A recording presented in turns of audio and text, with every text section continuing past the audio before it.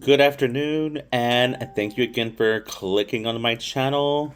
Today, we are going to talk about 72 Hours, which just released today on Netflix. It is about a 40-year-old executive who ends up at a 3-day bachelor party with 20 somethings after being mistakenly included in their chat group. So, this stars Kevin Hart, Um, Marcelo Hernandez, Mason Gooding, um, Ben Marshall, Cam Patterson, and they also run into some. How do you want to describe them? Maybe like drug mules, maybe. Who is Michael Mando? And if you're not familiar with him, he was in Breaking Bad, also in Spider Man Brand New Day, Better Call Saul,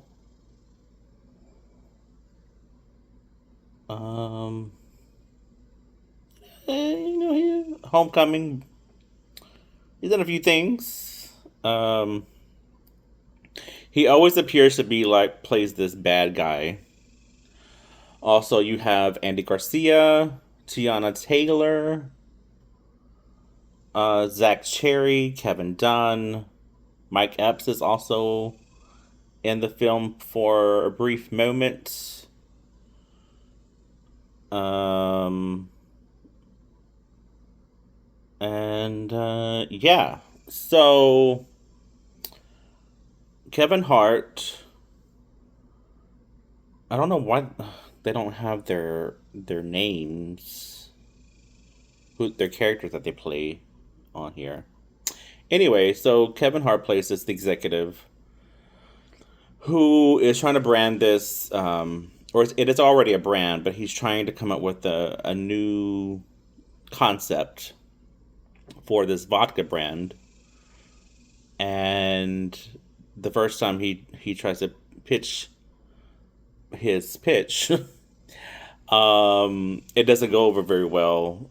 Basically, they're saying that this new generation isn't going for what he stands for. Um, so again, with this text, which apparently was sent to the a wrong person, and it got to Kevin Hart's character, which again is Marcelo Hernandez, Mason Gooding. Mason Gooding's character is this bachelor um, who just got engaged. They're about to get married.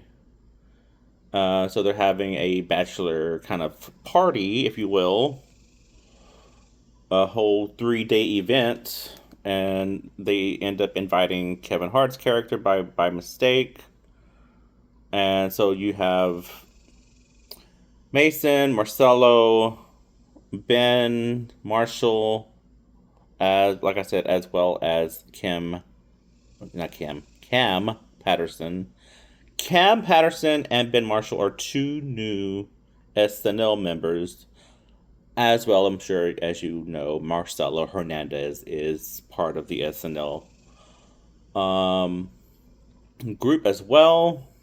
Um, so Kevin Hart, his character says, "Hey, um, no, I'd really like to join you guys. It'd be nice to get away, even though he don't know these people. The people don't even know him. It was kind of like a weird scenario. Like, why would you go first of all on a getaway with people you don't know, and also spend your money on people you don't know? That is wild. Like, such a wild story. Like, I don't even know if I can make this shit up. Like whoever. So writers are John Hurwitz, Hayden Schlosberg, and director is Tim Story. So I don't know if this story is like semi true or if it's just like a made up story because it just doesn't even seem like this could even be remotely true. But nonetheless, he pitches his idea of like, hey, like, look, I can get this nice, really cool beach house in Florida since you guys are going to Florida, and have a 3 day awesome weekend, and then goes from there to um, having a night out. It's that same night. Um, he brings his like a literal suitcase full of their brand of vodka, and um, there is a I think there's a trailer of it where he's drinking 2 bottles, like literal 2 bottles of um my god my mind is going blank. The Pepto, 2 bottles full of Pepto. He's like, oh, the older you get, like sometimes you got to coat your stomach before you start drinking. And I think that is kind of what made him throw up the liquor, because they got like a stretch, wasn't a limo, but like a party bus, and like the night was kind of going pretty well. Then all of a sudden, he's dancing, and then he throws up on Marcelo, and then on the rest of the gang, and then they were like mad. It was like, oh my god, that was such a rough night. And then to make up for it, like okay, like how about I get a yacht for us? Um, it's like okay, cool, that'll make up for it. So he couldn't really get a yacht, but they ended up getting on a yacht party, a party yacht, and Michael Mendo's character saw him because he was like ended up trying to look for food. It's like, are you like some type of coke cop? He's like, well, if you're not a cop, like, prove it by doing this line of coke. So he ended up doing a line of coke. Kevin's character somehow turned into this um, this like um, almost like Tony Montana from Scarface character. He's like, "What do you think? I'm not scared of you?" And like that's what all people who do drugs sound like, apparently, um, or sells it. Um, and so that t- turned into them taking off on jet skis, which apparently had 3 kilos of coke um, onto well in the jet skis. Then um, the next night, or maybe the following day, they go on a just try to have a night out, and that kind of went hey like wrong also because he's trying to get this one kid that's a part of their group. He's trying to get him laid because he's been like talking about this girl who broke up with him like the whole entire trip. Um, so he sees this group of girls who are apparently also having a bachelorette party, and it's like, oh, won't you guys come with us in our stretch limo and we'll have a good time? And so they was like, all right, cool. And they give them something to drink. Apparently, it was laced with something. They all black out. They steal their wallets and phones, and they somehow leave them stranded on an island. I'm like, how did you get them on an island? That was also left out, but because it's like from a limo to an island, weird, but whatever. Um, so the group was tired of it. They was not having it anymore. They like kicked him out of the house that Kevin Hart paid for, his character that is, and then he ends up running into them again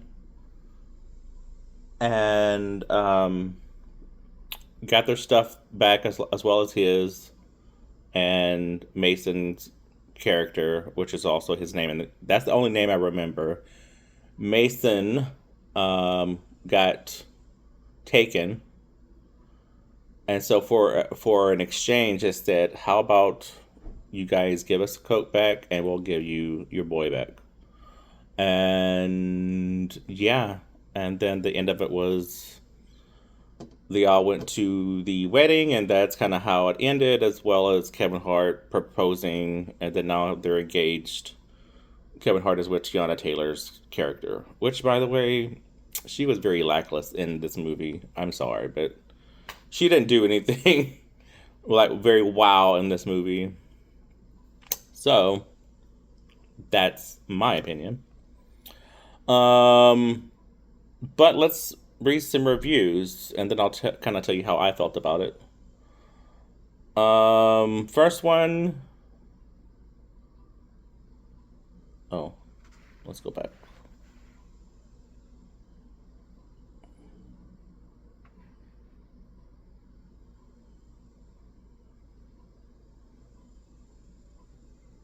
Go back.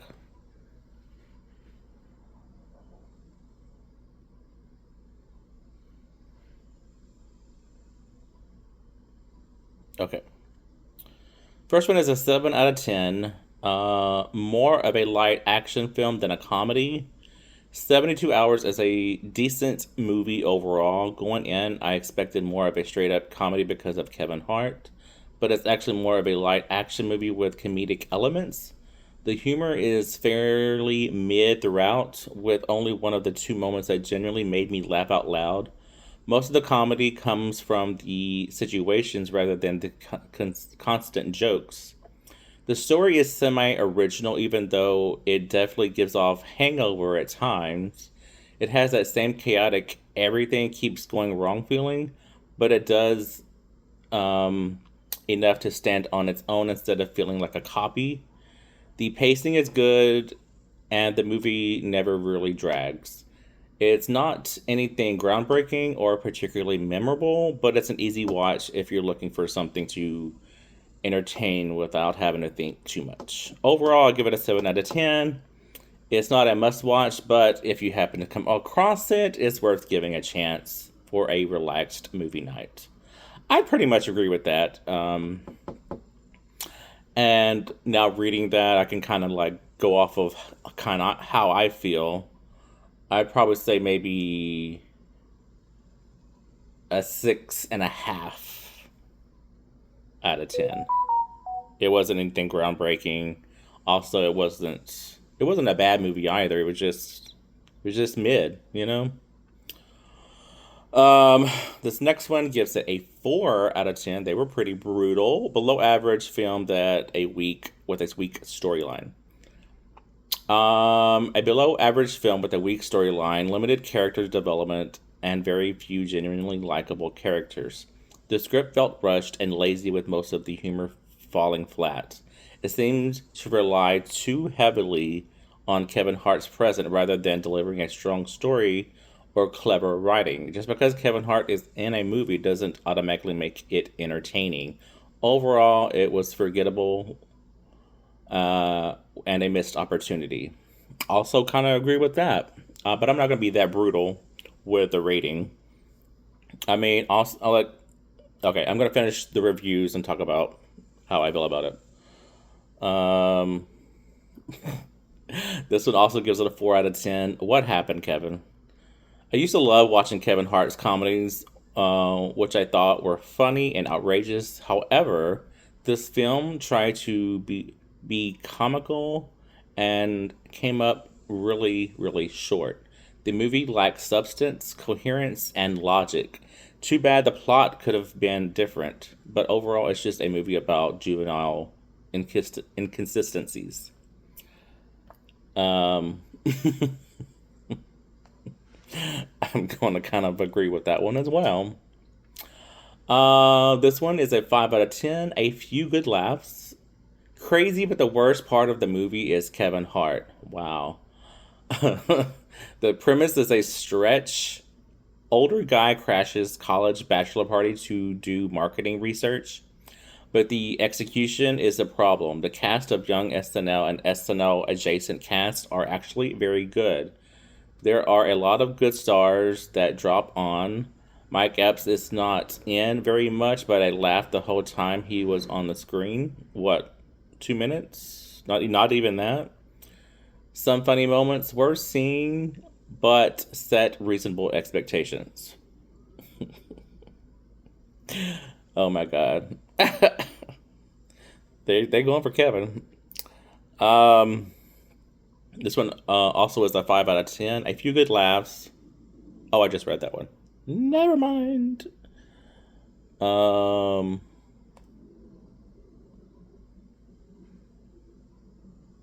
this one, oh, this is a really long one.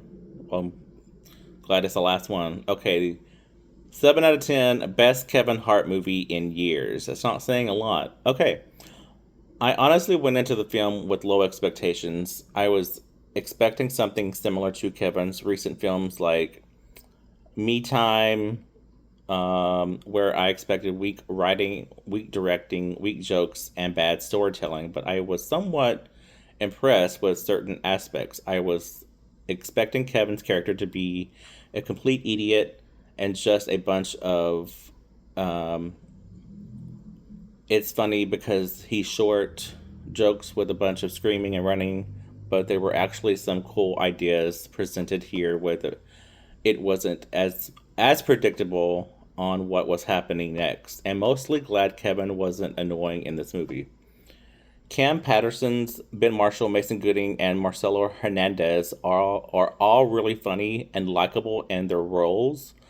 I was expecting cliche, annoying Gen Z stereotypes, but they're all written individually well and quite funny. Mike Epps and it's Andy, not Anna, Garcia, um, Michael Mando, and Cat Williams were also some of the good standouts in this and may have been some of the best scene stealers. There's a lot of funny moments in here, and will admit I found it better than Scary Movie 6. I did like the story was heartwarming and the characters were likable. It's nothing too special or exciting as a story, but it was fun to watch and it all came together. I do think the film struggled with balancing being a comedy than an action film.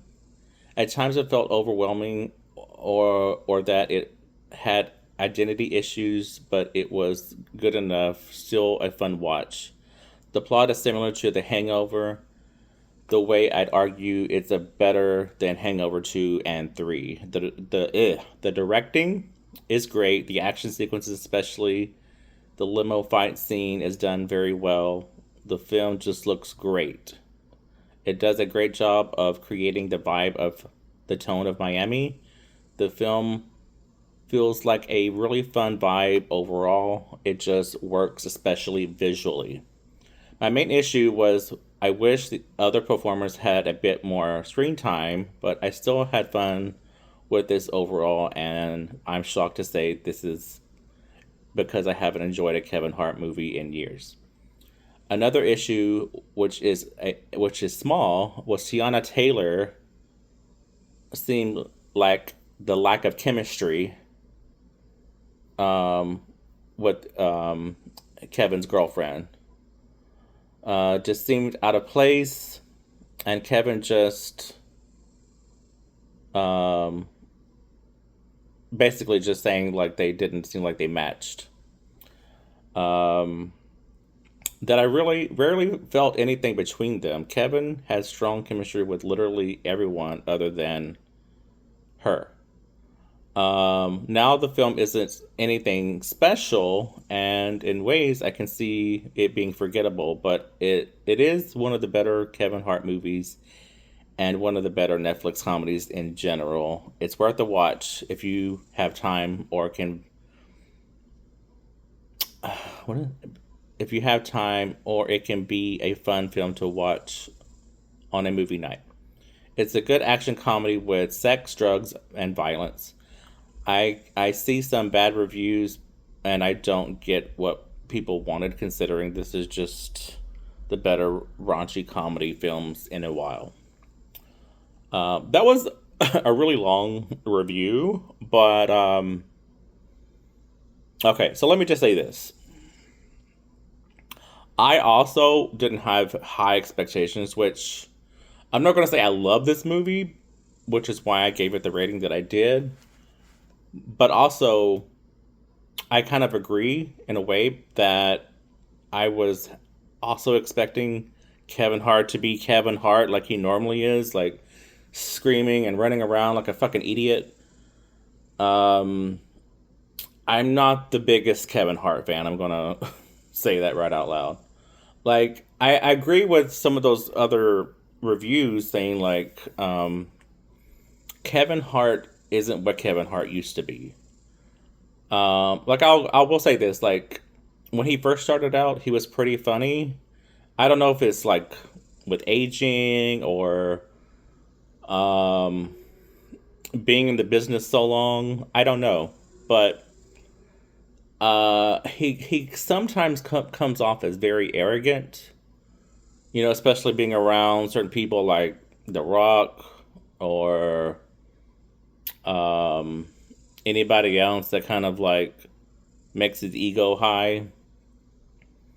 Um, but I will say this movie wasn't that bad. It's watchable, but it's also forgettable. Um, there's some things that it wasn't very really fleshed out very well. Again, like that limo scene. How did the bodies end up on the fucking beach? None of y'all could have dragged five guys by themselves. I don't see. I'm sorry, but that's impossible. Like you would have had to have some help. Tiana Taylor's character, she was so weak in this movie, so weak. Like I don't. I'm also here. Look, I don't think she's the best actress. Just saying, gonna say that right out loud. And some movies she's done well, like in that um